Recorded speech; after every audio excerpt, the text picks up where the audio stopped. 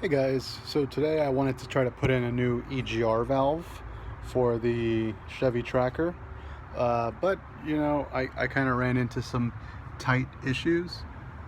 So you can see that bolt right there. Let's see, can I finagle? Move this light over. All right.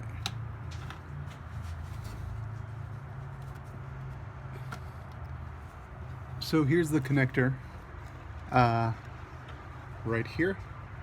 You unplug this, there's a bolt here, and then there's another bolt down over here. So you can kind of see that with this part, two bolts go here. So reaching those is a little difficult, but I'm gonna have to give it a try next time. I think I'm gonna have to remove the fuel rail and probably this big piece of metal there. So yeah, more on that later.